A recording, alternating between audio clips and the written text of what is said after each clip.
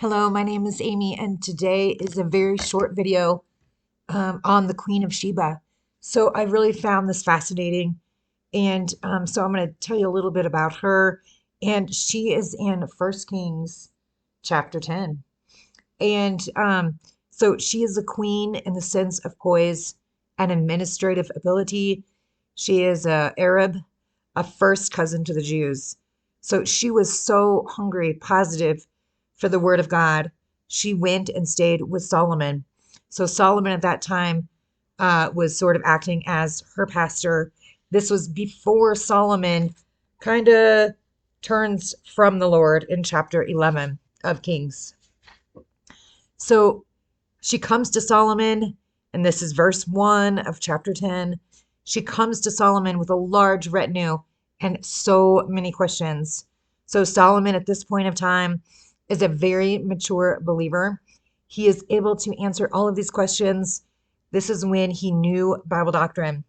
I think we've talked in some other previous videos about believers who go backwards. And so that's kind of known as a theological term as reversionism. And there's all these many different stages of someone going backwards, because in the spiritual life, you are not staying the same in one spot. You're either going forwards or you're going backwards. And so this is before Solomon went backwards. And Solomon had so much wisdom. And so the Jewish name for that in Hebrew is Chachma. And so he could answer all of these questions that she had.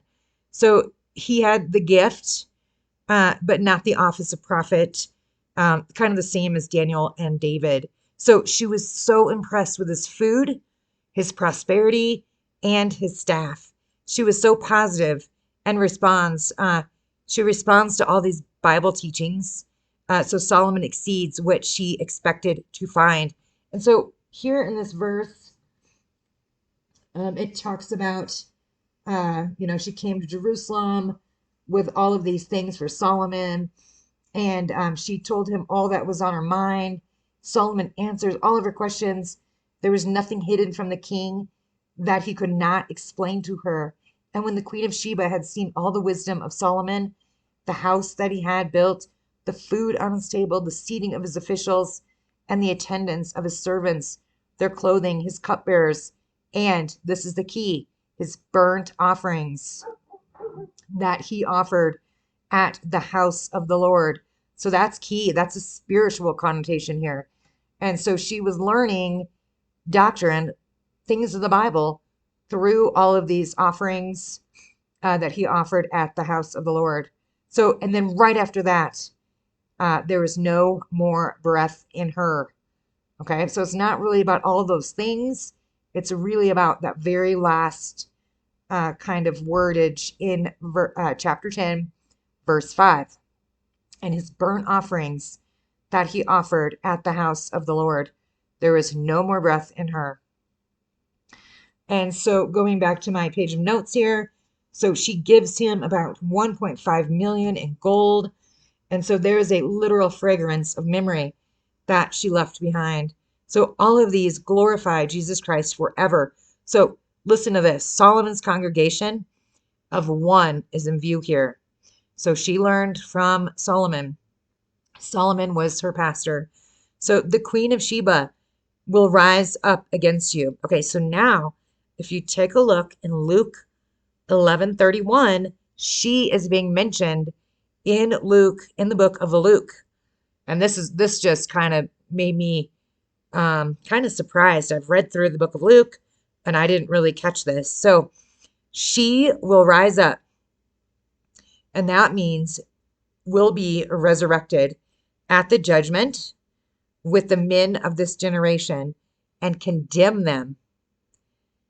She is a mature believer, and the men of this period were unbelievers who rejected the Lord of glory. And this is what will condemn the men of this period. So she came from the ends of the earth to hear the wisdom of Solomon. And look, something greater than Solomon is here. And so it's kind of like they denied Christ, right? And she didn't. She believed. So Jesus takes one person, the Queen of Sheba, and reveals she is a miracle person. She went from 0 to 100 in spiritual maturity. She traveled thousands of miles to the only Bible class that she is aware of. And so I got a little crazy decorating. Of course, my girls said they liked it, but I probably wouldn't decorate so much. I just kind of had a fun time with the study. It was kind of a break from a more difficult study. And so lastly here, of course, there's all these rumors about Queen Sheba and Solomon, right? So a womb rumor, which came down for thousands of years, became the famous line for gossip from Ethiopian kings.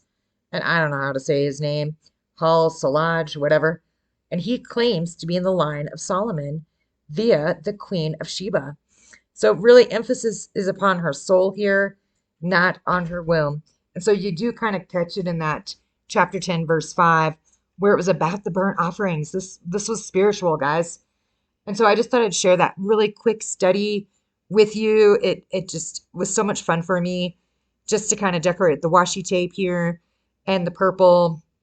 And also my daughters really enjoyed this info on this lesser known queen in the Bible. So have a great day. Bye.